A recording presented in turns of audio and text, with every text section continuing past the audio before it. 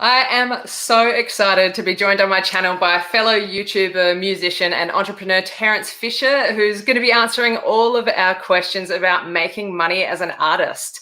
Because asking for what we're worth as artists and creators can be a really challenging thing to negotiate. But Terence has created a YouTube channel, online courses, and mentorships to help people go from struggling artist to professional artist by sharing his immense industry knowledge that he's gained through having been a professional musician since the age of 18. So whether you are joining us live or you're here for the replay, thank you so much for being here, and a very, very warm welcome to Terence. Thank you so much for being here with me today, Terence. Hey, Claire, thank you for having me. It's a pleasure to be here. Oh, I'm so stoked that our paths have crossed. It's been so lovely getting to know you, and yeah, it's awesome. Yeah, Thanks likewise. for being here. Feeling is mutual. Yeah.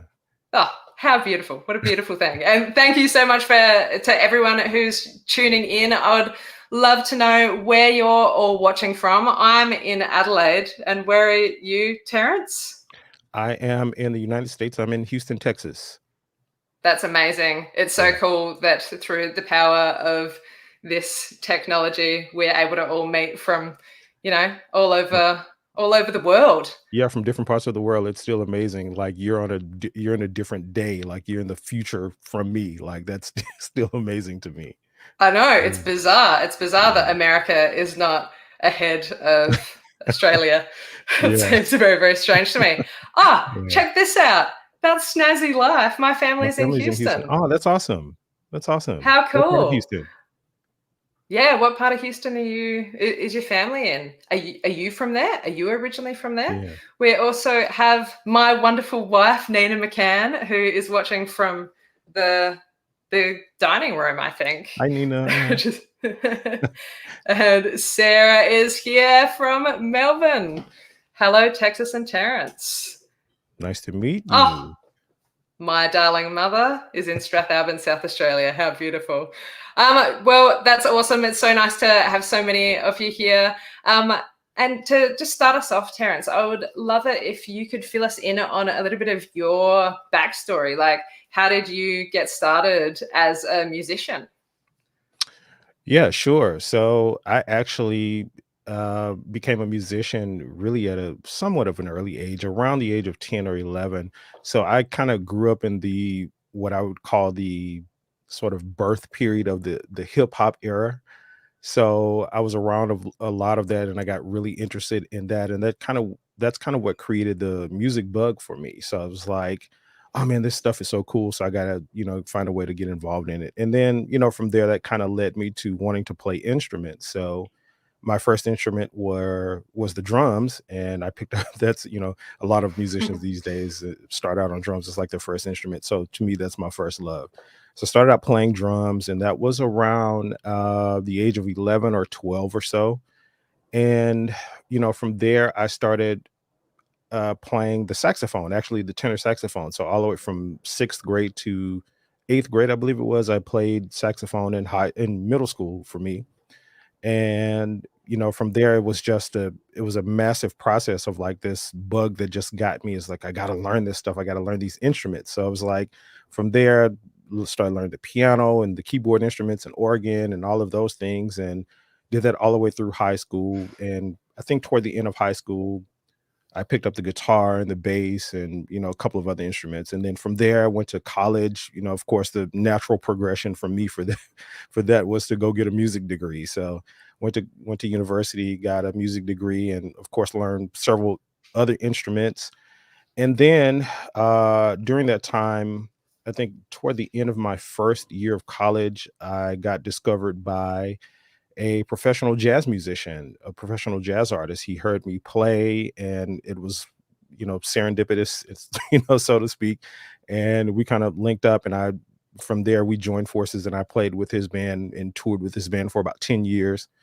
And, that was kind of what I call my sort of grooming period as a professional musician, because that's where in those 10 years are where I kind of learned the ropes, and I suppose just kind of learn how things operated, because I was playing with older people, like everybody in the band. I was only like 18 at the time, and everybody in the band was about 15, 20 years older than me at, minimum. So I was learning from, I had a lot of older, wiser people that were sort of teaching me and grooming me to, learn the ropes. So from there, once I graduated, college and got my degree and stuff, I moved to my current city I'm in now, which is Houston, Texas. Once I got here, I started, visiting a lot of the area clubs and things where musicians and stuff hang out and where they play, just to get myself known and to meet other people.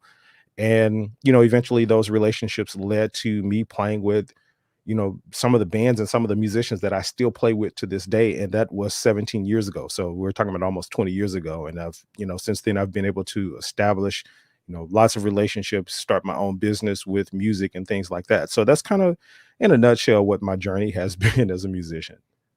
That is so amazing. As someone who, like, I know when I played the recorder when I was in primary school. Yeah. Any other recorder players? Let us know in the comments. Actually, if anyone else is a musician, let us know what instrument you play. That would Yeah. be, or instruments you play. Let us know in the comments. Let us know in the chat. That'd be awesome. You got some fans here, Terence. The Commandment yeah. MBC of Houston. Yeah. Awesome. My Commandment family. Yeah. That's very cool. Thank you so much for being here. Oh, we've got a little shout out to the recorder section. Yeah. So I played the recorder for probably my longest relationship with an instrument was with the recorder. And that was probably about a year. Yeah. That's kind of typical. That's pretty much everybody's who's not like a musician today as an adult. That's probably their whole disposition or whole process as a musician. And I tried a few different things. I picked up the saxophone for a little while, for about 3 months. So, a very, very dedicated musician. But no, I'm actually, if we've got people who are watching who are other types of artists, let us know what your art form is. I know we have a theatre director watching, Sara. Awesome. Oh, that's awesome. And I'm an actor, so it's very possible some acting people are in here. Hello, everybody.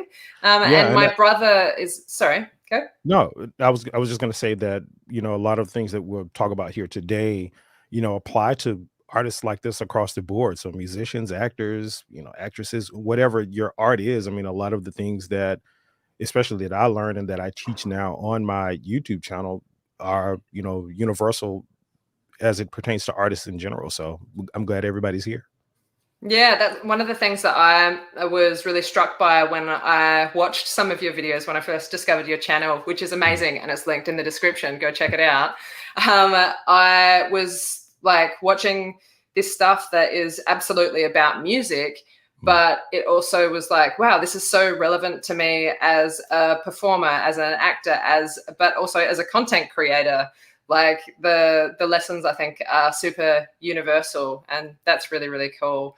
Nina McCann says, such a great journey so far, Terence. Oh, heck yeah. Recorder was the very first instrument, moved on to guitar and singing. That's so the cool. Recorder. I'm telling you, it's like the gateway instrument into, into musicianship. So it's like that. It's not surprising to hear. Like, everybody starts out in like primary school on the recorder. So. Yeah, for sure. So what was what's crazy, just really quick, it's crazy that it's not really, it's not really a difficult transition for those who've kind of kept with music. It's not really that difficult of a transition from an instrument like a recorder to like a clarinet, or even in some respects a saxophone. So it's, it's definitely a gateway instrument. But go ahead, I'm sorry. Yeah, I think that's probably why I ended up on the clarinet for a moment and then on the saxophone, but I was just, I think maybe not quite as dedicated as you. Probably so. Look at this. Here we have Jason. Yeah, that's my little brother. Hey, love you, bro. Good to see you here. Thanks for coming, man. Thanks so much for tuning in. Where's Jason watching from? He is now in, well, I'll let him tell you if he wants to tell you. I don't know if he wants you tell us if you want to tell. Your privacy is not going to be invaded here. So what was your motivation to start your YouTube channel, and how's it kind of evolved since then? Yeah, so basically for me, it was I guess so when I was a musician, going through this process of learning and growing and maturing and learning how to make money and all of this stuff, I was and really trying to make a living from it. I made a lot of mistakes. I just didn't know how to do certain things. And it was really just because I wasn't knowledgeable on the process of things like, handling business correctly and, marketing and, positioning myself and things like that, just as a regular musician. But luckily I was learning from all of these experiences that I was having, and playing with bands and stuff like this. It kind of in that process has kind of taught me how to deal with some things and become more knowledgeable on this process. So really I started my YouTube channel, as a sort of result of that. I wanted to be able to give and sort of pay it forward, so to speak, and pay forward those things that I've learned to help musicians and artists and creatives in general that are, struggling to, you have this thing that you love, you have your passion around it, and it's the thing that you love to do, but it's, in some respects really hard to get people to respect you for it and pay you, really good money for it. And I just wanted to teach and show those things that I've learned on that process that sort of shortens that process for people, and gives them a leg up in this world that we live in today. What happens is a lot of musicians and a lot of artists and creatives, we tend to deal with a lot of older, outdated methods to try to, make money and make a living from what we do. And, we all know we live in a rapidly changing world, and, rules and things change about how to make things happen. So I really just started the YouTube channel to just kind of give back. And I wanted to be, that sort of beacon of light, so to speak, to help musicians and creatives just to learn these ropes and help, and maybe help them get to where they want to go and want to be a lot faster and easier and quicker. Yeah. Oh, that's so amazing. And that that generosity is, yeah, that's what made me go, oh, I really want to connect with this person. Yeah. It's so awesome. You're so generous with how much you give to your audience and your Yeah. community. And that actually, my brother sent through a question on Instagram. I mean, if Yeah. anyone has any questions while we're going through, we have got a few that we're going through. But Mhm. if there's anything that comes to your mind that you would like to know from Terence, then put it in the comments, and we'll do our best to get around to it. Yeah. So my brother had a really interesting question. Um, it was, here we go. I've got it here. How do you find a balance between making that free content, and you have so much amazing free content, Mhm. but you also do have some you have freemiums and Mhm. premiums. Sure. So how do you find that balance between making free content but also making a living?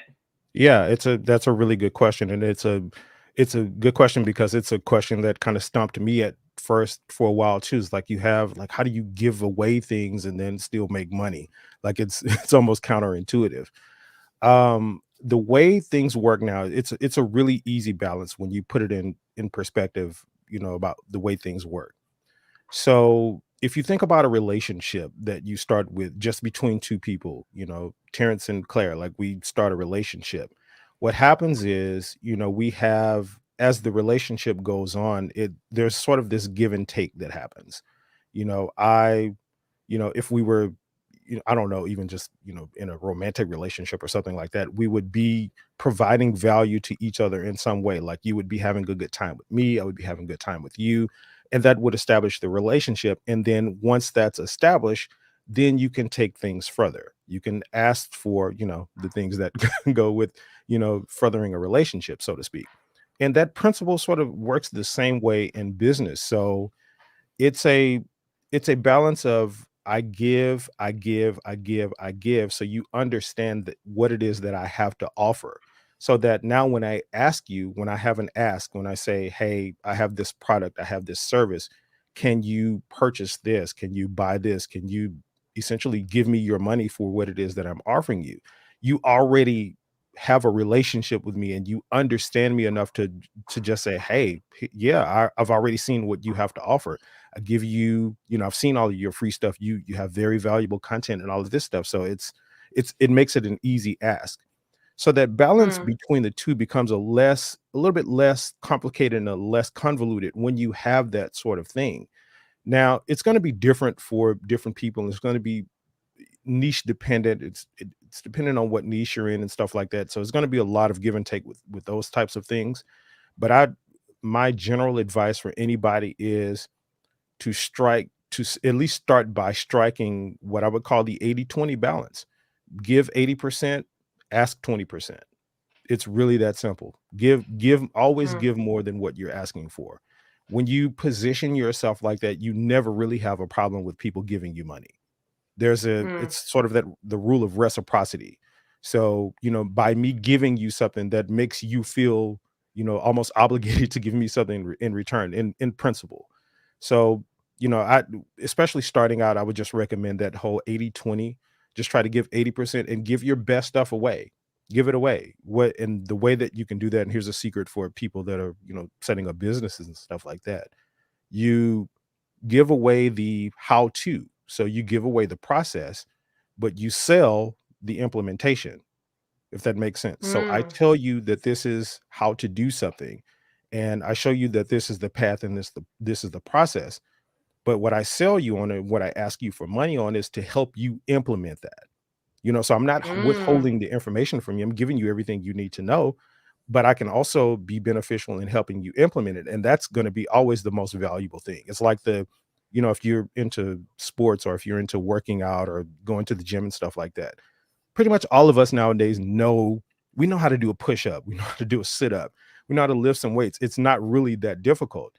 But having a trainer there to guide you, makes all the mm, difference in the world. And you can see that from, people who are in that industry. If you look in people like Arnold Schwarzenegger, The Rock, whomever, like they all have trainers for that reason. They have somebody to guide them.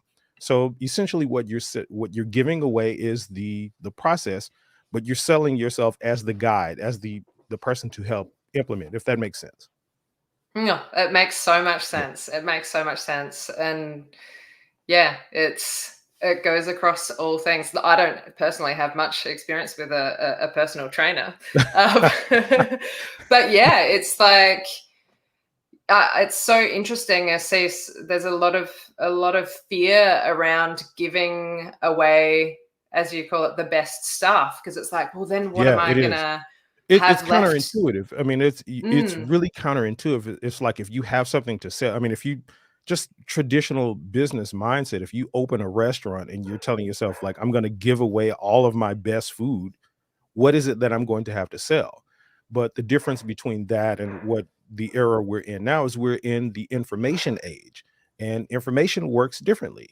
So, and the way that we process and deal with information is different than, say a physical product that we would be selling, from, olden times or, traditionally speaking. So it's different. And we're separated by technology, like things we're dealing with now, like computers. A lot of businesses are online, so there's a sort of wall that you have to break through, so to speak, nowadays. And the way to do that is to position yourself to say, hey, I'm here to just give you the best of what I know. I'm here to help you, and be consistent with that, and show up, and help people with their questions and answer their questions and stuff like that. And then once you position yourself as that person, you can then say, okay, I have this thing to sell. I have this product, this whatever to sell. And I'm only asking you for this work. You've seen what I can offer on this end. So this product that I've put my heart and soul into must be 10 times better than this. So if that makes sense. mm, yeah, absolutely. I was wondering if we could go into next. What are some of the biggest mistakes that you see artists and creators make when it comes to making money? Mm, that's a good question. I would say there's three things. So the first thing I would say, as it pertains to creatives and artists making money, is that they simply don't ask. And I know Mm, that's simple, but I see a lot of people and a lot of artists across the board, we sort of have this. I think we confuse, you know, humility with, or we conflate humility with asking for what it is that we deserved, and we sort of make those things sort of be in opposition to each other. We think that we can't be humble and also ask for what it is that we think we deserve for our services.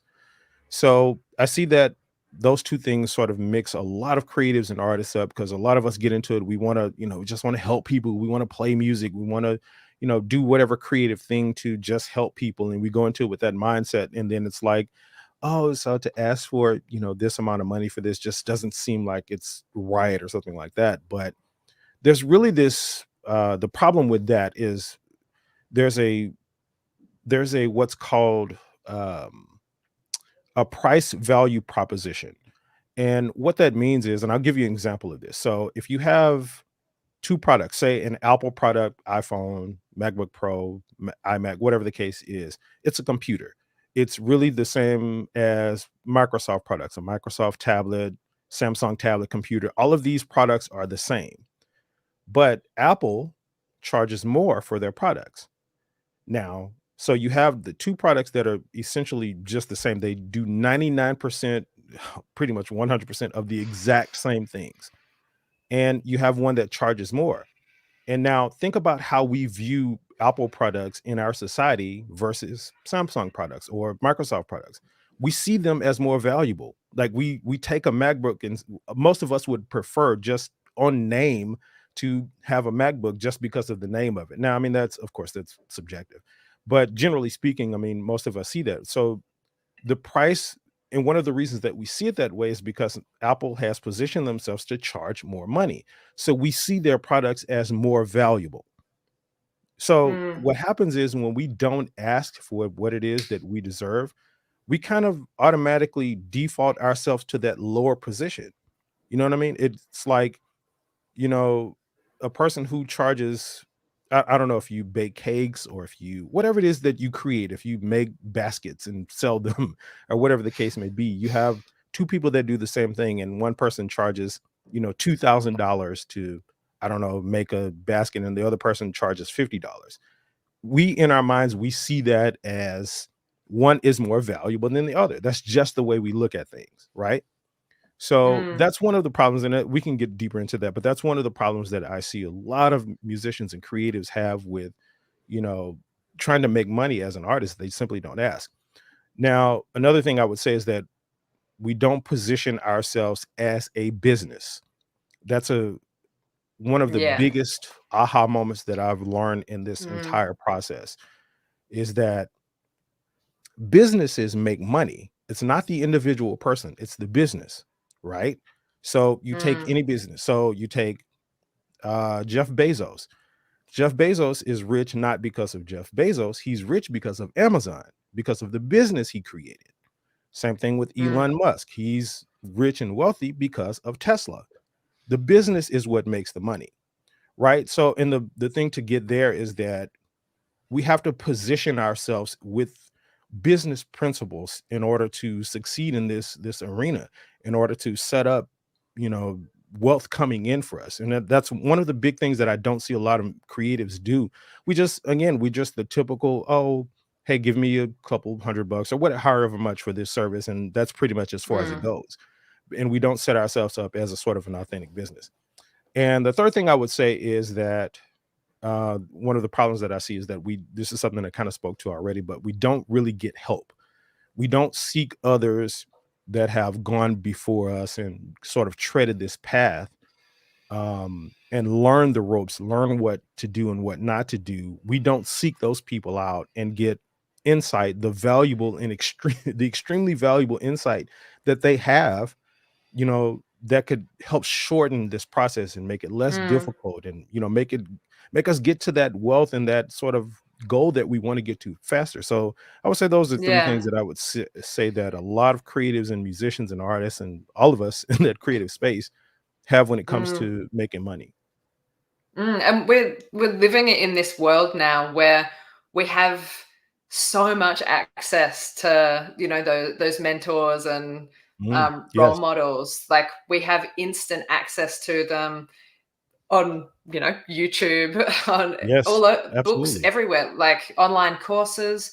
Yeah. There was a time not very long ago. I don't know if you can all remember it, but that you had to go somewhere, and Mhm. here we can sit in a kind of messy spare room and and learn, Yeah. and it's Yes. it's really really amazing.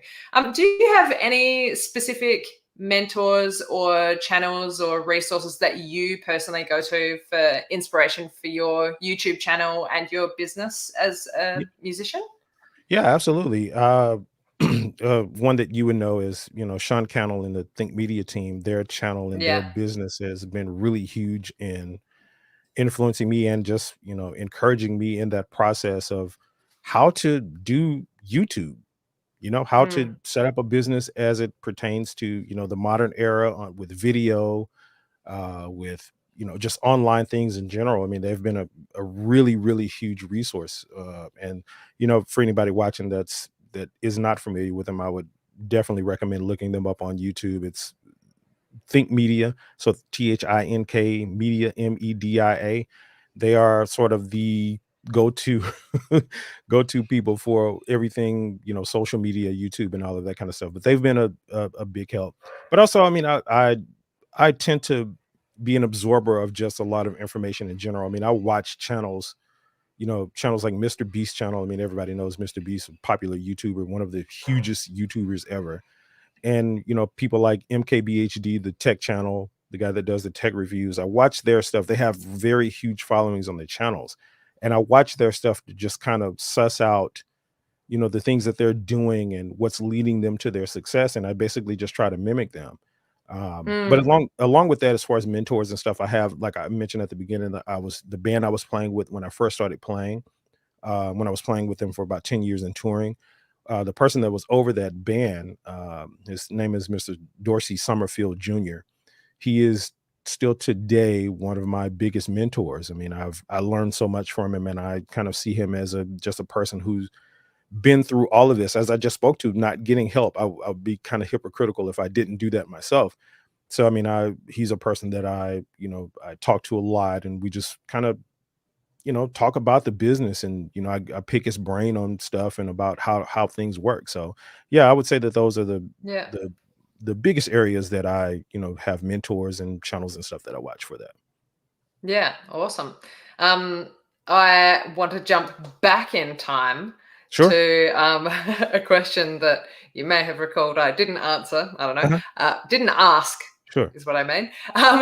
Do you recommend that other artists start a YouTube channel of their own, and Absolutely. why or why not? Yeah, Yeah, like absolutely. as a rule. Absolutely, across the board. Yeah. Look, as I mentioned, we're creatives. What we do as artists and musicians and stuff like that, we are creatives, and YouTube is a creative space for creatives. It's really what it is Mm, at the end of it's literally called YouTube. So, I mean, mm, it's the ultimate creative space for anything that you want to do. It's, if you want to just put stuff out there, music, art, show yourself drawing, whatever the case. I mean, it's mm, literally the possibilities are endless. So just on the level of being able to express ourselves to an audience, YouTube is by far one of the best platforms for that. So absolutely just on that basis. But also, I think YouTube provides the most opportunities for creatives to really just gain the things that we've always wanted, that we've got into this business for, or not for most people, or for some people at least, and that's things like, to be respected for our talent, to earn money, to, give back, to all of those things. It provides a platform for those things. I mean, and it's, I think these platforms are growing and growing and growing by the year. I think Facebook is what now at, I think about 2.6 billion users. That's B, a billion with a B. So, and I mean, it's like all yeah. of these platforms Wow. are consistently growing and people are coming there. Now, I'll tell you this too. So, the other reason why this is important is because one of the things that I think businesses have always understood is that they need to have their name, their product, in what they offer in front of people. So, Mm. for example, Super Bowl ads. It's the reason why these companies spend millions and millions and millions of dollars on a 30-second ad for the Super Bowl. It's Yeah. because they understand that having my name and my product in front of people means something. Now, Mm. how that relates to us as creatives, guess where the people are? Guess where the eyes are currently nowadays? It's on social media. It's on YouTube, it's on Yeah. Instagram, it's on TikTok, Facebook. It's on these platforms. So Mm. I honestly don't see any sort of path to wealth or success or any of those things that don't in some way involve social media. So and YouTube Yeah. is the platform I think that has the biggest or the most opportunity for creative. So yes, I would absolutely suggest that everybody get on YouTube. If it's just for All nothing, right. just to be creative, just do it for that reason. Yeah, totally. Yeah. When my partner and I moved back to Adelaide from interstate, Mhm, uh, when was that? A year or so ago, and I mhm. really struggled a lot because I had left my artistic community, like the theatre community over there, and it was a hard time for me. And just that alone, like being able to be creative and connect with other people, has been for me just, it's so amazing. Like Yeah. I cannot believe how creatively fulfilling just sitting in front of a camera and then sitting and editing it and doing all of this stuff, writing. I was always like, I'm Yes. not a writer. Now all of a sudden I'm writing every day. Like Mm. Yes. it's amazing. So yeah, everyone start a YouTube channel. Do it. Why Absolutely, not? today, like, don't even wait, just, like, do it, like, just do Yeah. it today. And this is all you need. You Yes, just it you just really need a is. phone. A Yes. phone, an internet connection, and an idea, and it's amazing. You can get started. It's like, oh, Christian's here. Hello, Christian, my friend in Melbourne. Great conversation, team. Thank you so much for being here. Thank you, everyone, for being here. This is so nice. Yeah. Um, yeah. So yeah, start it. Start a YouTube channel. It's Absolutely. so I mean, good. and I wholeheartedly agree with you. I mean, it's, one of the things that, hold people back is we get into that paralysis by analysis sort of thing. It's like, okay, I need this, or what if I do this, or I need to do this, and I need like it's. This is something I'll give you guys a tip here. This is something that I teach in a lot of my courses. It's a principle called speed of implementation.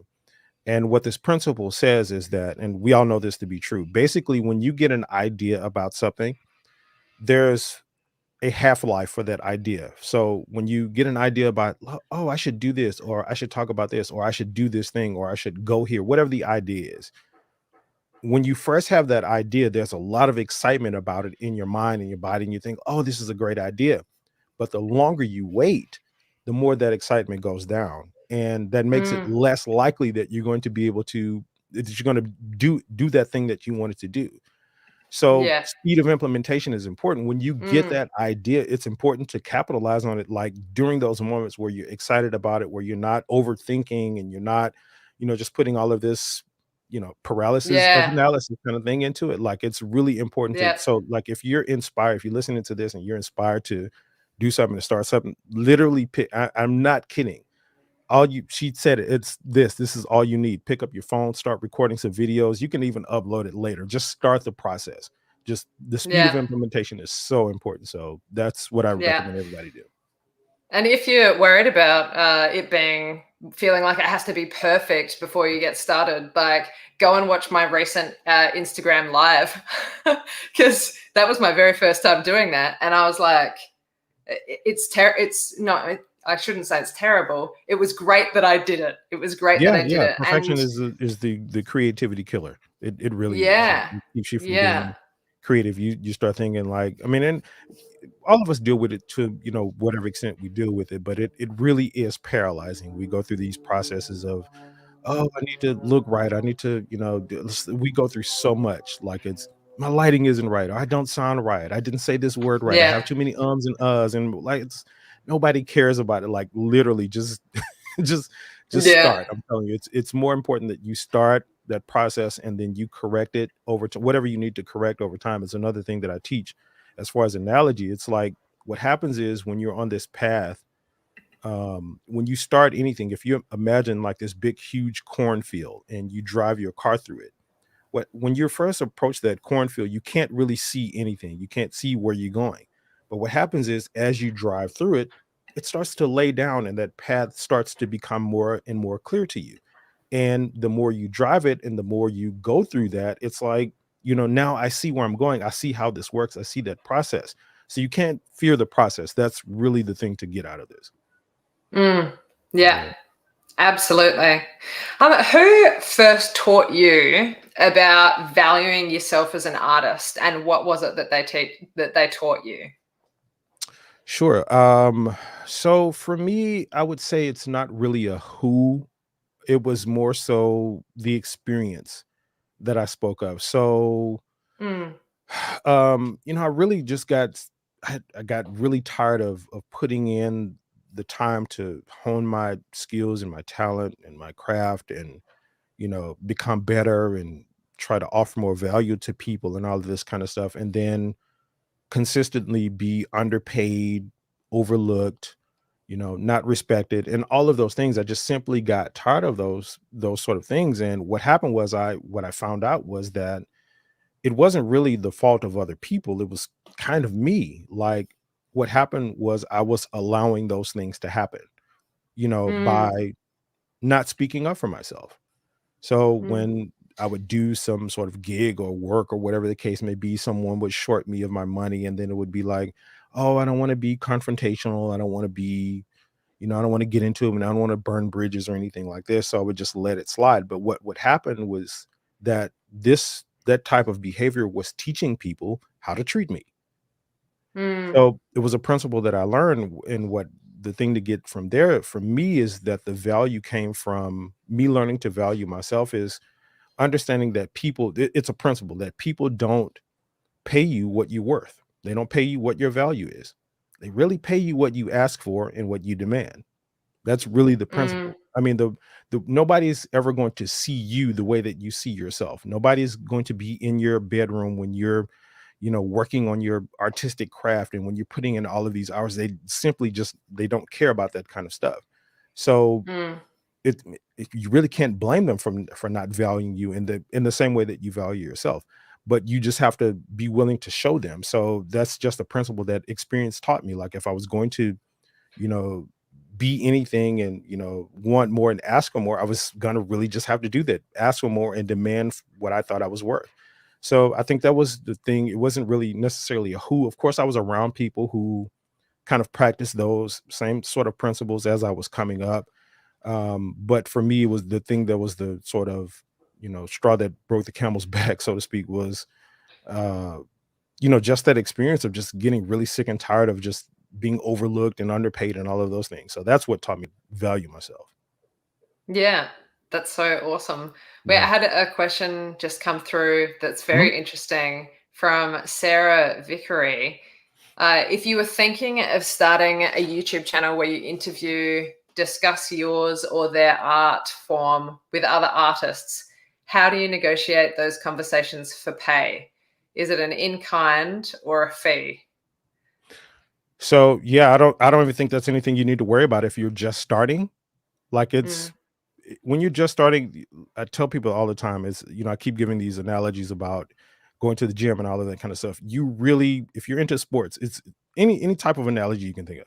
You really just you have to get into the game. That has to be your first thing. You have to get in there. You have to get in the gym. You have to put some reps in. You got to get on the court. You got to shoot a few balls. If you football, whatever the case may be, you got to get on the field and throw a few footballs. You got to do that first, and you got to concentrate on that thing first.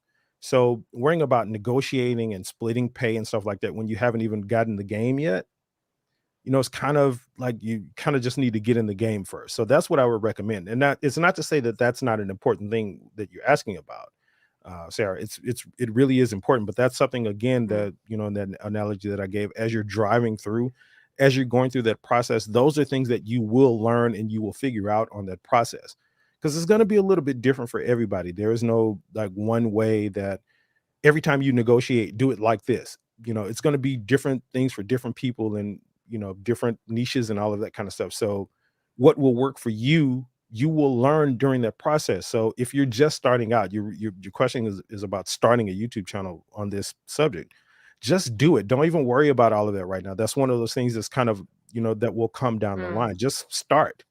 Don't Yeah. get into the negotiations. If somebody wants to take, you know, it's going to be very likely that your first videos anyway are not going to be like the most well receptive videos. They're probably not going to go with the algorithms and things on these platforms, and it's probably not going to go out to tens of millions of people and stuff like that. So and that's a good thing, because you have that opportunity when you're starting out to sort of make those mistakes and do whatever it is that you need to do before a lot of people start to see you. And then again, as Mm. you're processing, as you're going through the process, you will start to grow, and those millions will come in, and then by that time you will have all of that figured out. So I'm hoping I'm answering your question as specifically as I can, but it's really, as you're starting out, I honestly just wouldn't worry about that kind of stuff right now. Concentrate on getting in those reps, making your Mm. first 30, 40, 50 videos, collaborations, or whatever it is that you want to do. Concentrate on getting that done, and then get to, always keep what you're asking about in the back of your mind. So again, it's nothing I'm saying that's not important. It is. But as you're starting out, that's something I wouldn't worry about until, further down the line. Mm. I think it's such an interesting question, and also coming off of the back of valuing ourselves as artists and asking for what we're worth, because it's like should we be asking? Full disclaimer: Terence hasn't sent me his invoice for this chat yet. So, in the beginning, and I think while you're building up, people are like, I have found that, and what I mean by that is I'm not paying anyone to come and chat with me on my channel Mhm. yet. And I feel like there may come a time when that happens in the future, but at the moment, like, I've been asking people, and I've been so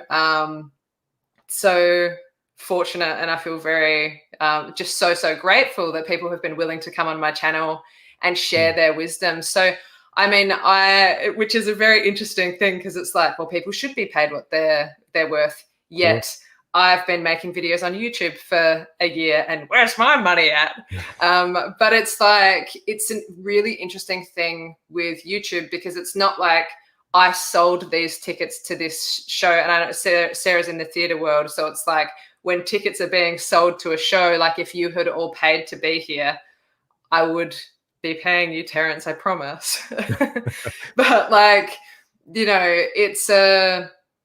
is an interesting balance though, Mm. because when I first started, I was like, how am I going to pay people to have them come on and be guests on my shows? But what I found that's really interesting about YouTube, and is just asking people, and having knowing that it's okay if people say no, Mm.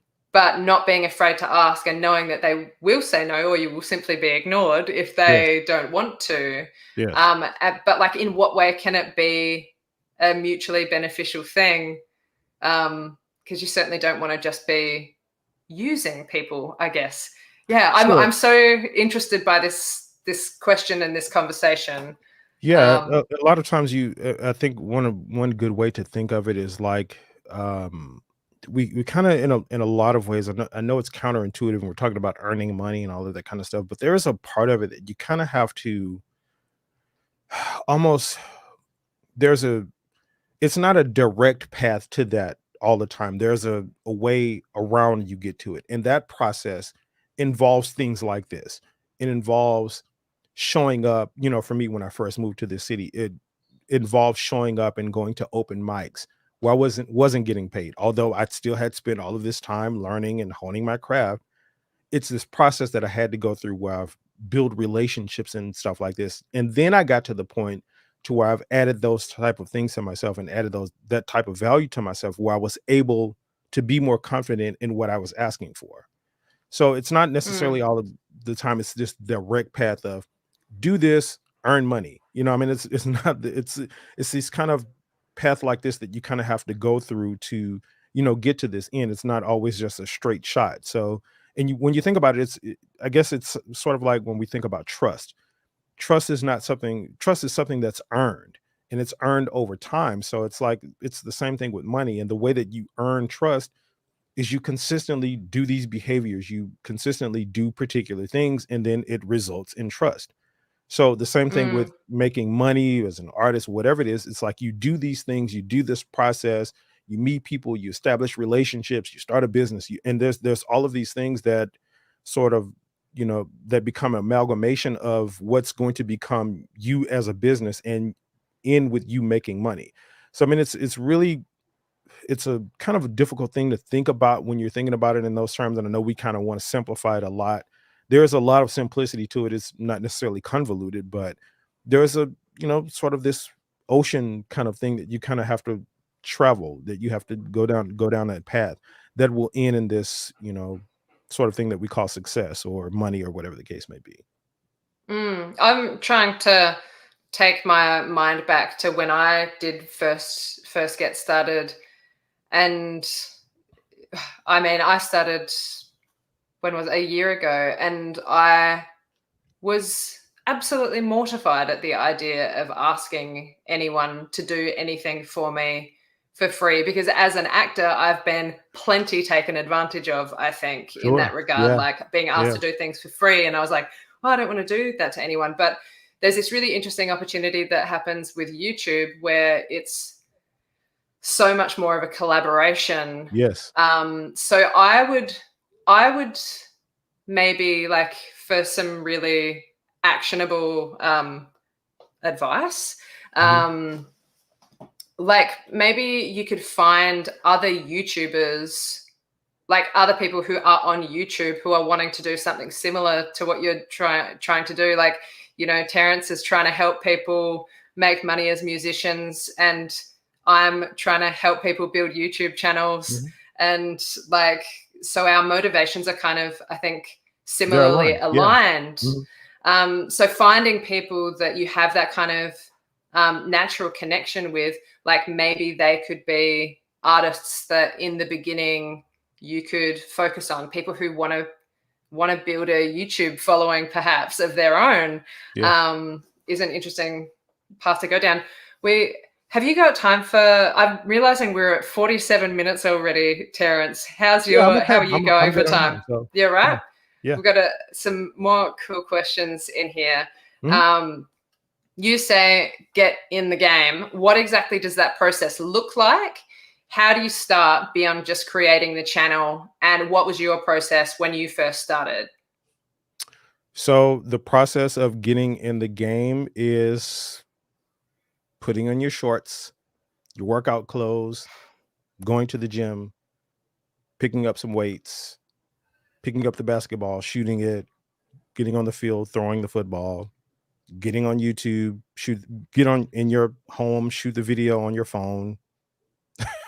Whatever the thing is, it's really the process is really just doing it. There's no I don't think there's a this process of like again, there is, but the way I'm trying to say this is that it's really important to when you're starting to just do it. Nike has Mm, that, that slogan for a reason. You really just have to do it. It's like because thinking about the process of how to do it is what's going to stop you from doing it.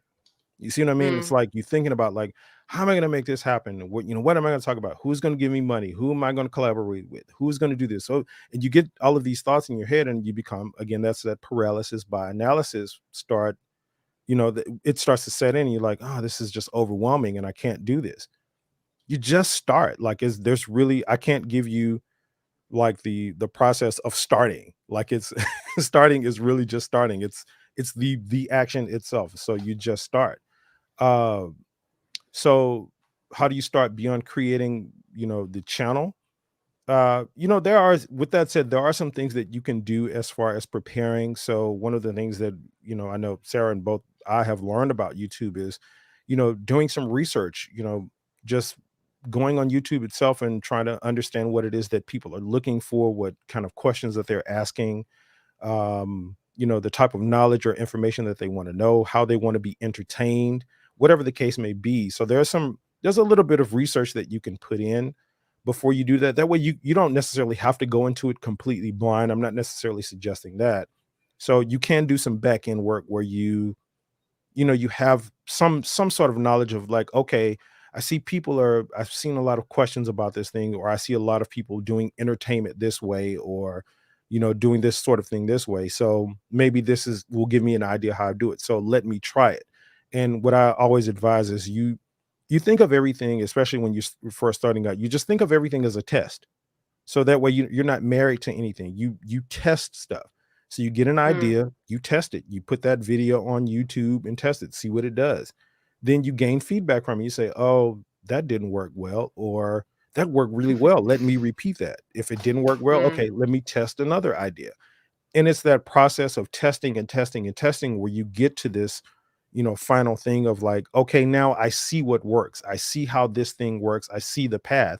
So let me do it this way. And you don't ever stop testing, because the whole process is a testing process. But obviously even seeing the larger YouTube's test that, even we talked about Sean Cannell and Think Media. mm. They're in the conference we were just at with them, they were talking about how they're testing YouTube shorts and all of that kind of stuff. So it's a testing process consistently. So that's what I would say. How what you have to do on the back end before you get started. But it's really important not to obsess over that process. Spend a day Yeah, or two, a couple of hours or whatever, do a little bit of research and just get started. That's really what it's yeah. like. And that's, as far as the question of how was my process when I first, that's really what it was for me. I've got a few YouTube channels, ones that I've kind of started and back years ago when YouTube first started. But it really was just like, oh, I got an idea. I want to do movie reviews. So I just got a camera and got on and started reviewing my favorite movies. That's what it Mm, was. So I mean that's the process, and that's what I recommend when people are starting out doing anything. Don't overthink the process. Just really just start. yeah. I think it's just such good advice. When I first started, something I did that I found just incredibly helpful. Well, I read YouTube Secrets, Mhm. which is an amazing book. Oh, Yes. it's actually already linked below because it's so good. I read that book, and then I gave myself a deadline. I told Mhm. one of my closest friends, I'm going to start a YouTube channel, and he was like, "Okay, we'll see if you do that." Which is Yeah. kind of like, he has a really, really harsh but gentle way of Yeah. like challenging what I'm Yeah. doing, because I have been known to say, I'm going to do this and then not do it. Sure. So I was like, I'm going to prove him wrong, which is his entire intention when he challenges me on things. His Yeah. intention is to make me want to prove him wrong. Yeah. So I gave myself a deadline. I was like, my first video will be up in 2 weeks. I gave myself a 2 week Yes. deadline, and then I just started. And I said to myself, because in that book it says like the best thing you can do when you get started is to make one video a week. And Mhm. I was like, okay, so for 12 months, I'm going to make one video a week, and I'm going to see what happens. Yeah. And I mean, I've been on a bit of a journey because I had to change what I was doing on my channel. It was a personal finance channel, and it's not anymore because that's illegal here in Mhm. Australia. And or it's a very blurry line is a more Sure. accurate way of saying that. So anyway, but I got started and I did do that, and I did it every single week. And even though I had to delete almost my entire library, the amount that I learned from every video that I made is just huge. And Yeah. the relationships I've made, friends that are going to be my friends forever, I feel like, Sure. And through and what you're doing that. describing is It's that is the same thing I'm talking about. It's that testing process. What you did was yeah, you gave yourself 12 months to see what works. You yeah, tested the process, and that's what happens with most of us. We sort of look at this time factor. It's like, it's something I speak to all the time. We live in this what I call this microwave oven society where we want everything really, really quickly. We want six-pack abs in 30 days. We want to learn how to play the piano and become a virtuoso in 6 months. We want to have Mm, the best relationships and fall in love in, 15 days, whatever the case may be, when these are things that just time is built into those things. It's a process, and you can't shorten those processes. And what happens is when you try to shorten them, it just worsens it.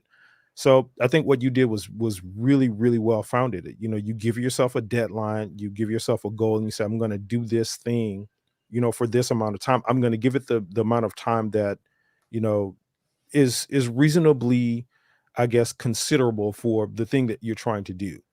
Should mm, again, if you're learning to shoot a basketball, you probably should learn that in less than 10 years.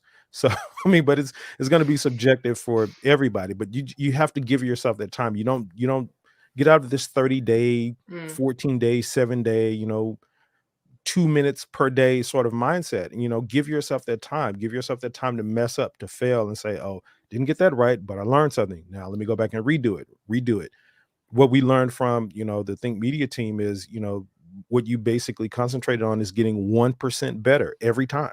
yeah. It's the 1% better rule. When you do something, the next time you do it, you focus on being just that 1% better. And guess what? If you're doing a video a week, that's 52 videos in a year. So you've gotten 52% better than you was when you first started. Like, Mm. it's just a principle. It's the principle of time. So yeah, I think what you did was amazing. And again, what you just Oh, stated thank about, you. you learned so much and you've made friends, you had collaborations, and that's the thing that's going to help you be successful in your process. So I think that's great. Yeah. It definitely has been a source of definitely some stress. Like, I Mm, won't lie about that. Like, there's been some stressful yes. times, Mhm. but it's also just been such a source of so much joy Mm, and so much fulfillment. And sure. it's yeah, and a year in, and it's awesome. How much? Oh, I feel like we need to end this soon, which is kind of devastating. We might need to do this again. So make sure to subscribe to my channel so you can be there for that one. Also, I have another live stream coming up next week with another musician. Actually, Lauren Bateman. Do you know Lauren Bateman? She's Mhm. in. Yeah, she's coming on next week to have a chat, Okay. which is Awesome. very exciting. Um, and yes, I would love to continue this conversation so much, but I feel like we have time for maybe one more question and then we should Sure. wrap up. And Sure. this is because Let's my take two more. How about that? let's take two Two, more, two two more more. questions. Yeah. All right, we'll have this pre-submitted question from my brother who is fast asleep in Germany. Okay. So, and then if anyone has any questions, pop them in the chat. Fight for the final question. Mm. Um, so Dylan asks, if an artist creates an online course, is it better to build a platform or leverage another's for exposure and to build an audience, even if it means being paid a smaller cut, or should they do both? Yeah, it's a good Let me know. question. It's again, the main factor behind that question is money. Yeah. So, I mean, it's really the thing when you're starting. If you focus on when you're starting something, if you kind of let money be the sort of thing that you wait a little bit to focus on, just a little bit more into the process, it makes this front end stuff so much easier. It almost completely eliminates that question. So, Mm, what I would focus on in a situation like that is, if there's something that you can leverage, if you have some leverage with something, off top, it's probably always beneficial to do that. If you have somebody you can collaborate with that will, you know, sort of springboard you to where you want to go, it's probably always best to do that. And again, not just concentrate so much on the pay, come up with whatever agreement you're going to come up with as far as how you're going to split the pay or whatever comes in from this or whatever subscribe, whatever the case, whatever they sell, all of that kind of stuff. Just, focus on that on the back end, but really concentrate on when you're starting, just being a springboard, using that type of thing as a springboard to get in the game. Like I've, like I've been saying this whole call, like you really just kind mm, of have to focus on getting in the game. So either one of those could work well. If you have an idea what you want to do, you've done some research and you kind of know what niche you want to be in, you know what people are looking for, You could Mm, do well just by starting your own thing, but I think it would be much easier if you have someone that already has this experience, they already have a following, they already have an audience and all of this kind of stuff, and they're willing to help you.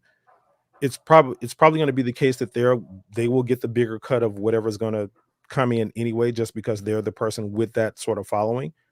But mm. what that can springboard you to could be something catastrophic. I mean, catastrophic, just something amazing. It could be, Catastrophically brilliant. yeah, there you go. That's the word. So like it could go either way. So it's one of those things that really, if you kind of take the money off the table just on the front end of it, you could probably think a Mm, little bit more clearly about it. But if it were me and I was in a situation like that, I would probably be looking at that collaboration, because I'm really big into mm. collaborations. Like I think it's building relationships in business is something that's really important, because as we know, it's a lot about who you know in this business. So Yeah, the types of yeah, things, the relationships that could come from something like that, I think I would be more focused on that, and then where that could mm, get me in a year from now. So that's how I would yeah. look at it.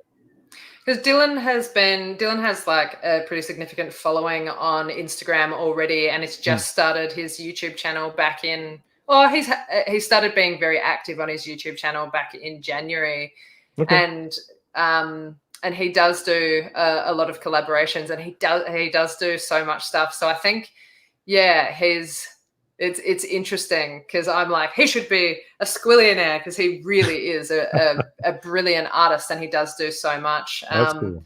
So it is, yeah, it's awesome, and he does these courses, these online courses, and I think, saw he was having a proper Sara stalk, Mm, and looking at your landing pages for your sure. courses, Mm, which, by the way, are linked in the description of this video. A few of Terence's courses, the free one and a couple of the others. yeah. Yeah, so I think he was drawing a bit of inspiration from seeing that. What is the actual platform that you host your courses through? Yeah, good question. The platform I use it's a platform called Kartra, Kartra.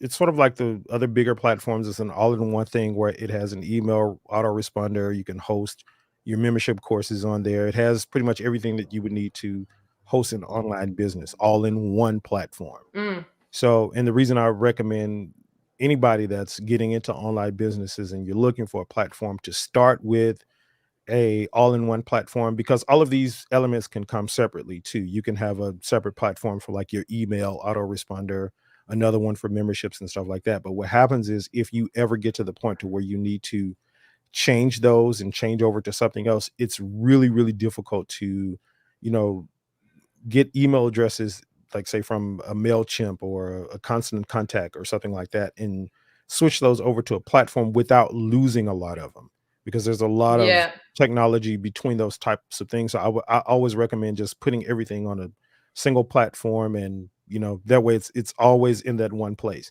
And if you have to change one yeah, thing, you just change the entire platform. So mm, but Kartra yeah. is the one I use, and I have a if you guys are interested, let me see if I can find I have a link to, that I have an affiliate link to that if you guys are interested in Oh, joining Kartra. So, awesome. Send me that as well, and I'll put gotcha. it in the description for anyone watching the Yeah. replay. Okay. I'll put it in the chat now, and they have I'll send it let me send it to you in the private chat, and then you can post it how you'd like. Beautiful. So, you can get a free 14-day trial of it, and it has different memberships levels. This is the great thing about this platform. So, it has a level like where if you're just starting out, you don't have to spend a lot of money. It's only like, I think now the starting thing is like $99 per month or something like that. So it's very inexpensive, relatively speaking anyway, to start a business. If you're only talking about like 99 US dollars per month, it's relatively inexpensive, and you can literally host your entire online business there. And of course, as Mm, your business grows and you need more out of a platform, there's other levels to it. So it's a really cool platform. yeah, amazing. Oh, I would love to sit and chat with you for the entire day, but I think that YouTube may cut us off at some point. It's been um, fun. It's been so much fun. Yeah. I've learned so much. I hope everyone watching has gotten heaps of value out of this. If you have, by the way, if you wouldn't mind hitting the like button, that'd be awesome. That'll help YouTube's brain know that it should send this video out to more people. Thank you so much for watching. It's been an absolute pleasure. And if you would like to see more of these kinds of chats, hopefully I can twist Terence's arm. Is that the phrase? Twist your arm? Come do it again. Sure, absolutely. Yeah. Oh, awesome. Cool. That didn't take much convincing. That was awesome. Yeah. So if you'd like to see more of these kinds of chats, make sure you subscribe to my channel. And if you're interested in learning how to make more money as a musician or an artist, then subscribe to Terence's channel. That's linked below as well. And yeah, thank you so much, everyone, for being here. It's been such a bloody pleasure. And yeah, see you around.